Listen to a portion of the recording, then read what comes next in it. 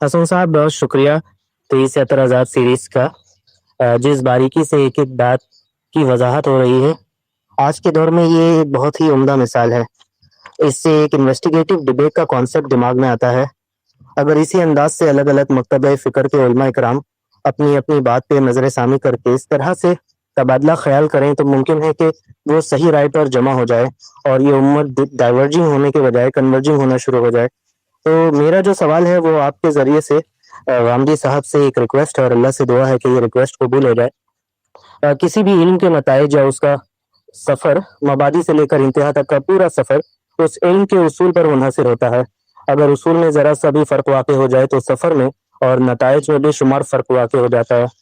تو آج کل کے زمانے میں جہاں بہت سارے لوگ ایک دوسرے سے مناظرہ کرنے اور سننے کی خواہش رکھتے ہیں، کیا اسی کے برخلاف جاوید احمد غامدی صاحب اور انجینئر محمد علی مرزا صاحب کے درمیان خصوصاً اصول و مبادی کے موضوع پر ایک انویسٹیگیٹو ڈبیٹ آرگنائز ہو سکتی ہے، جہاں دونوں ایک دوسرے کے آمنے سامنے نہیں بلکہ صحیح غلط ایک دوسرے کے آمنے سامنے ہو، جہاں دونوں اپنی اپنی بات پہ نظریں اپنی اپنی بات کو صحیح سمجھتے ہوئے اس میں غلطی کی گنجائش تسلیم کرتے ہوئے صحیح بات کو پتہ لگانے کی جستجو میں اپنی اپنی بات پہ نظر ثانی کریں۔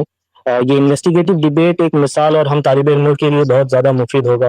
تو اگر کوئی ممکن ہو تو سر پلیز یہ ریکویسٹ قبول کرا دیجیے کوئی طرح سے۔ جی دیکھیے، اس سے پہلے علماء اپنے اپنے اختلافات کو مختلف مضامین کی صورت میں لکھ کر شائع کرتے رہے ہیں، اور یہ روایت ہماری جو امت کی معلوم علمی تاریخ ہے اس کے اندر جا بجا نظر آتی ہے۔ اس چیز میں اصلاً کوئی حرج نہیں ہے کہ دو صاحب علم بیٹھیں اور بیٹھ کر مختلف امور پر تبادلہ خیال کریں اور اپنی اپنی آراء کا اظہار کریں، یا ایک دوسرے سے وہ سوال کرنا چاہتے ہیں تو وہ سوال کریں۔ مختلف ادوار میں خود غامدی صاحب کو آپ نے دیکھا ہوگا کہ وہ ایسے فورمز پہ شریک ہوئے کہ جہاں پر مختلف الخیال علماء موجود ہیں۔ خود ان کا پروگرام ایک لمبے عرصے تک غامدی پروگرام جیو پہ جاری رہا، وہاں پر علماء اکرام تشریف لاتے تھے، اپنا استدلال پیش کرتے تھے۔ پھر آج اسلام کے اندر بڑی بارکۃ الآراء اور معروف تو ہے، مکالمہ ہے ڈاکٹر اسرار احمد صاحب کے ساتھ۔ اسی طریقے سے جیو کے اوپر ہی پروگرام الف کے نام سے ہوتا تھا، وہاں تصوف کے موضوع پر پہلے تصوف کے ساتھ مکالمہ ہے۔ تو یہ چیز اپنی ذات میں کوئی ممنوعات دین میں سے نہیں ہے کہ یہ کام نہیں ہو سکتا، یہ اس کے اندر کوئی اخلاقی مسئلہ ہے، یہ ہو سکتا ہے۔ اگر کوئی شخص چاہتا ہے اس کو کرنا تو اس کے لیے کوئی دینی، فکری، اخلاقی نوعیت کی قدغن نہیں عائد کی جا سکتی۔ لیکن میں اس سے آگے بڑھ کے ایک اور بات کرتا ہوں، وہ بات یہ ہے کہ موجودہ دور میں لوگوں نے جو انٹرٹینمنٹ کی فطری ارج ان کے اندر موجود تھی، جو فطرت نے رکھی تھی، مذہبی ذہن نے اس فطری انٹرٹینمنٹ کی ارج کو بجائے یہ کہ فنون لطیفہ کے ذریعے پورا کیا جائے، اس باب میں بھی مذہب کی خدمات حاصل کر لی ہیں۔ گویا ان کے لیے اب تفریح طبع کا موضوع بھی مذہب بن جاتا ہے، اور اس کی جو ایک بہت بڑی علامت ہوتی ہے وہ اس نوعیت کی ڈیبیٹس ہوتی ہیں۔ یہ جو ڈیبیٹ ہوتی ہے، یہ کرنے والا اور سننے والا دونوں اس نیت سے نہیں کر رہے ہوتے۔ کرنے والے کی نیت کیا ہوتی ہے کہ وہ اپنے مقدمے کو اپنے ماننے والوں کے سامنے ایک بیٹھے ہوئے شخص کو ریفیوٹ کر کے شکست دے، تاکہ جو لوگ سننے والے ہیں وہ اس کی واہ واہ کریں اور اس کو داد دیں۔ اور دیکھنے والوں کی کیا نیت ہوتی ہے؟ وہ یہ ہوتی ہے کہ ہم جس شخص کو مانتے ہیں یا جس پر ہمارا اعتماد ہے، دیکھو وہ اب اپنے فریق مخالف کو کیسے چت کرے گا۔ آپ یہ دیکھیے اس وقت یہ جو کلپس کٹ کے بنتے ہیں، یہ جو میمز بنتی ہیں، یہ اسی نفسیات کا اظہار کر رہی ہوتی ہے، اور یہ سب علمی ڈیبیٹس میں سے نکلی ہوئی ہوتی ہیں۔ آپ دیکھیے کہ آپس میں کوئی سنجیدہ گفتگو ہو رہی ہے، اس میں سے وہی چیز نکلے گی۔ کیوں؟ کیونکہ ہم لوگ اس کو ایک باطن کے اندر ایک ارج ہے تفریح کی، انٹرٹینمنٹ کی، وہ مذہبی ڈیبیٹ سے حاصل کرنا چاہتے ہیں وہ اعتزاز، کہ یہاں سوال ہو، وہاں جواب ہو، ترکی بترکی مکالمہ، اور ایک جو ہے دوسرے کو چت کرے اور دوسرا پکڑ کے پھر اس کو بغلی مارے۔ یہ سب چیزیں جو ہیں یہ تفریح کا باطن میں ذریعہ بنتی ہیں، یہ خالص علم کی ارج نہیں ہوتی۔ خالص علم کی ارج کیا ہے؟ وہ یہ کہ لوگ زندہ ہیں، لوگوں کا آپس میں رابطہ ہے، وہ ایک دوسرے سے بات کریں، مکالمہ کریں، گفتگو کریں، اور مقصود یہ نہ ہو کہ وہ دنیا کے سامنے آئے، مقصود یہ ہو کہ ہم دوسرے کا موقف سمجھیں، دوسرے کا علمی استدلال جانیں، اور اپنی تنقید پیش کرنے سے پہلے اس کے سامنے رکھیں کہ وہ اس کے بارے میں کیا کہتا ہے۔ یہ کام ہے جو ہونے والا ہے۔ جو کام نہیں ہو رہا، یعنی کوئی صاحب علم اٹھتا ہے، وہ گھنٹوں میں روز دیکھتا ہوں غامدی صاحب کے اوپر افکار پر تنقید، نہ بات سمجھی، نہ موقف جانا، نہ اس تنقید کے نتیجے میں جو ان کا نقطہ نظر بنتا ہے اس کو سمجھا. جب یہ سب کچھ نہیں سمجھا تو ایک ون وے ٹریفک ہے جو اس نے چلا دی. تو ہونا جو چاہیے وہ یہ کہ یہ لوگ رابطہ کریں. اور غامدی صاحب کا تو یہ معاملہ ہے کہ طالب علموں کے لیے، علمی استفادہ کرنے والے یا تنقید کرنے والے لوگوں کے لیے ہر وقت ان کے دروازے کھلے ہیں اور وہ اس کی دعوت دیتے ہیں. کوئی ناقد ان سے رابطہ کر کر ان کا موقف سمجھنا چاہتا ہے، بات کرنا چاہتا ہے، اس کے لیے وہ ہر وقت حاضر ہیں.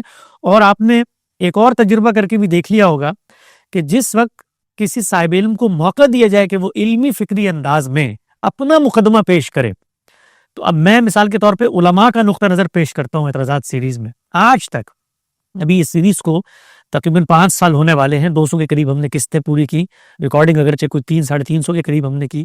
خود اس تصحیح میں کہ ہم اگلے کا موقف کیسے پیش کر رہے ہیں، 100-125 کے قریب ریکارڈنگیں ہم نے ضائع کر دی کہ نہیں، اس میں یہ نہیں ہو سکتا کہ کوئی دوسرا شخص اٹھ کر یہ کہے کہ میرا تو موقف ہی نہیں ہے. تو ہم نے یہ صحیح کر کے یہ ثابت کرنے کی کوشش کی ہے کہ دیانت داری کے ساتھ آپ دوسروں کا موقف پیش کر کے بھی اس پر تنقید کر سکتے ہیں. آج تک کسی صاحب علم نے مجھ سے رابطہ کر کے یہ نہیں کہا کہ اعتراضات سیریز میں آپ نے غامدی صاحب کے سامنے روایتی علم کا جو موقف پیش کیا ہے یہ بات تو ہم کہتے ہی نہیں ہیں. اور اس کے نتیجے میں جو موقع ملا کسی بھی صاحب علم کو اپنا علمی سفر، فکری سفر، اپنا پورا کا پورا استدلال بیان کرنے کا، وہ کبھی بھی اس طرح کے مکالمے اور ڈیبیٹ میں مل ہی نہیں سکتا. اس لیے کہ وہاں ترکی و ترکی جواب دینا ہے. وہاں باہر کیف دماغ اس جگہ پر چلا جاتا ہے کہ یار یہ تو اب میں پیچھے ہٹ رہا ہوں، اب مجھے آگے بڑھ کے حملہ کر کے اس ڈیبیٹ میں فتح حاصل کرنی ہے. تو جو ڈیبیٹ کا کلچر ہے وہ کبھی بھی علم کے فروغ کا باعث نہیں بنتا. یہ وقتی نوعیت کے مکالمے کہیں پر اگر کوئی کرنا چاہے تو ہو بھی سکتے ہیں جس میں نتائج فکر زیر ہے، لیکن سنجیدہ نظام استدلال کو سمجھنے کا وہی طریقہ ہے جس کی مثال ہم نے پیش کر کے دکھائی. اور اس میں وقت لگتا ہے، تجزیے میں، تحلیل میں، تنقید میں، اصل بناء استدلال متعین کرنے میں.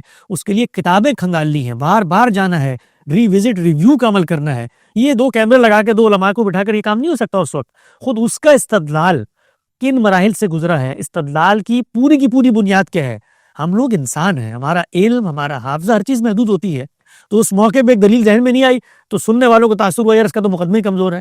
تو یہ بڑی نقصان دہ چیز نتیجے کے اعتبار سے بن جاتی ہے جب آپ خالص علمی، فکری، فلسفیانہ موضوعات کو اس طرح کی ڈیبیٹس میں ڈھال دیتے ہیں. تو ہونا کیا چاہیے؟ ہونی 3 چیزیں ہیں. جس نے تنقید کرنی ہے وہ پہلے اپنا ربط قائم کرے اس شخص سے، اپنا مقدمہ اس کے سامنے رکھے.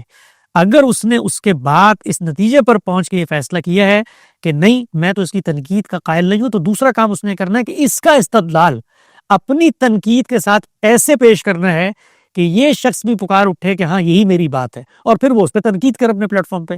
کوئی حرج کی بات نہیں ہے. اور جو تیسری چیز کرنی چاہیے وہ یہ کہ علم کی ڈیبیٹس اور علم کی تنقیدات، علم کے مسائل کو علم کے لب و لہجے میں ہونا چاہیے. وہ ان فتووں کی زبان میں نہیں ہونا چاہیے کہ غامدی صاحب تو جہالت کی معراج پہ پہنچ گئے ہیں، ان کو تو کچھ پتہ ہی نہیں ہے، اور وہ تو ہماری وجہ سے مشہور ہوئے تو ان کے فالوور یہ ہیں تو یہ ہیں اور وہ. یہ علم کا مزاج نہیں ہے. علم کا مزاج ہے ہم تلاش حق کی جستجو کے سچے طالب اور مسافر ہیں. اگر آپ پہنچ گئے تو آپ کے اندر خیرخواہی کا جذبہ ہونا چاہیے کہ یار ایک دوسرا شخص غلط جگہ پہ کھڑا ہوا ہے تو میں محبت سے، توجہ سے اس تک رابطہ کر کے بات پہنچاؤں، اس کے ماننے والوں کو توجہ دلاؤں.